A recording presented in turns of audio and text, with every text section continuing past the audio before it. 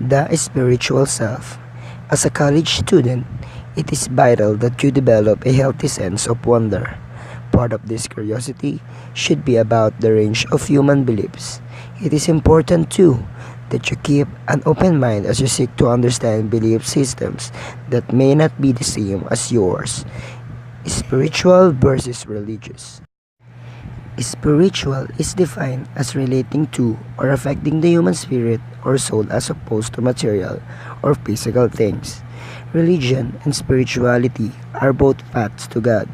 However, they are different in their approaches. A religious person is someone who believes in a God or group of gods and consciously adheres to the beliefs of his or her religion. A spiritual person, on the other hand, places little importance on beliefs and tradition and is more concerned with growing and expecting the divine. Why is spirituality important? Sense of meaningless and lack of purpose in life can be significant factors in causing anxiety, depression, and phobias. However, there is a growing body of evidence indicating that spiritual practices are associated with better health and well-being. Contemplative practice is a good for students like us. Contemplative practice can be broadly understood as a method to develop concentration, deepen understanding and insight, and cultivate awareness and compassion. These practices can have a profound impact on students' experience both in college and beyond. Meditation. Mental exercise such as focusing on one's breathing or repeating a mantra for the purpose of reaching a heightened level of spiritual awareness. It can induce feelings of calm and clear-headedness, as well as improve concentration and attention. Prayer. A spiritual communion with God or an object of worship, as in supplication, thanksgiving, adoration, or confession. Prayers may elicit a relaxation response along with feelings of hope, gratitude, and compassion, all of which have a positive effect on overall well-being. Yoga, a Hindu spiritual and aesthetic discipline.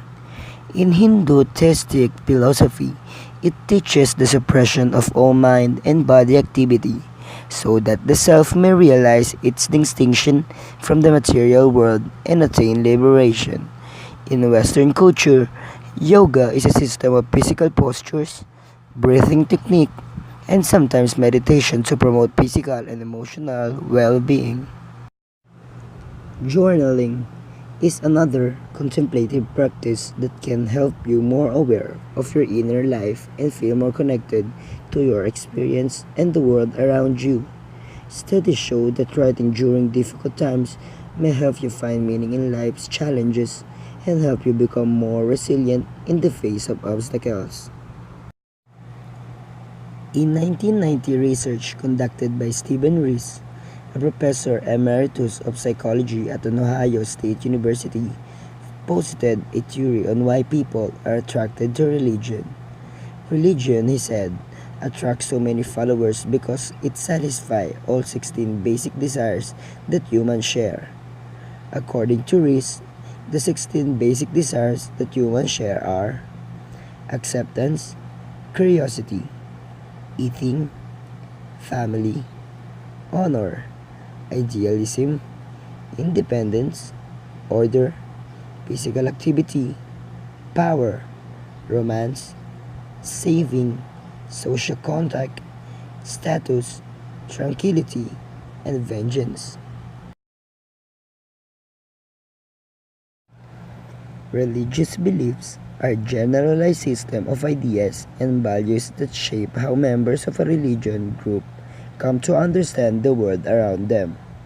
These beliefs are taught to followers by religious authorities, such as priests, imams, or shaman, through formal creeds and doctrines, as well as more informal lessons learned through stories, song, and myths. Rituals are the repeated physical gestures or activities, such as prayers and mantras, used to reinforce religion teachings, elicit spiritual feelings, and connect worshippers with a higher power. A common type of ritual is a rite of passage, which marks a person's transition from one stage to life another. Spiritual experience or feeling of immediate connection with a higher power. From this point of view, religion is not much about thinking a certain way as about feeling a certain way. Saint Thomas Aquinas is often quoted to have said, "To one who has faith, no explanation is necessary. To one without faith, no explanation is possible." Unique social forms of community emphasize that religious beliefs and practices unite in one single community called the church, all those who are adhere to them.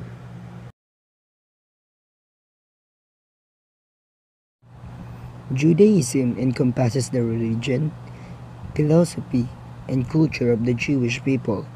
It is characterized by belief in one transcendent God who has revealed himself to Abraham, Moses, and the Hebrew prophets, and by religion life in accordance with the scriptures and rabbinic traditions. Their sacred text is the Torah.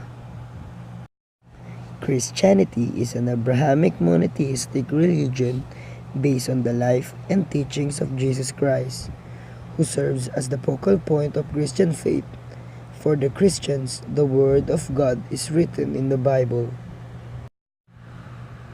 Hinduism, considered the world's oldest religion, is still commonly practiced. Hinduism combines the beliefs, philosophy, and cultural practices of India. Hindu practitioners are guided by Vedic scriptures and believe in righteousness, the laws, cause and effect, and the cycle of birth and death. Buddhism refers to the teaching of Gautama Buddha. Buddha experienced enlightenment or bodhi while sitting under a tree. It was in this moment that Buddha was said to be awakened of the truth of the world, or the Dharma. Buddha, an ordinary man, taught his follower how to follow the path of enlightenment. Every ethno-linguistic group of the Philippines have different perspective when it comes to the word soul. Like for the Ifugao, they call it linawa or soul of the dead. Kadua for the Isneg or Garot tribe in Apayao province. The Kankanay is another member of Igorot people that believes the human person is composed of physical body and naabakbik or the soul. Kaluluwa is the Tagalog term for the soul. Imitative rituals called imitative because these are patterned after myths and the ritual repeat the myths or aspect of the myths. For example, Filipino make noises at the strike of 12 every New Year. This practice is actually based on a Chinese myth. Sacrificial rituals are seen as the earliest form of religions. The significance of sacrifice in the history of religion is well documented. The distinct features of this type of ritual is the total destruction of the sacrifice as an offering to a higher being. Life crisis rituals is the transition of one mode or stage of life into another. This ritual usually defines the life of an individual. For example, it is a Filipino tradition to bury the placenta right after the birth, and it is the father who is tasked to do this.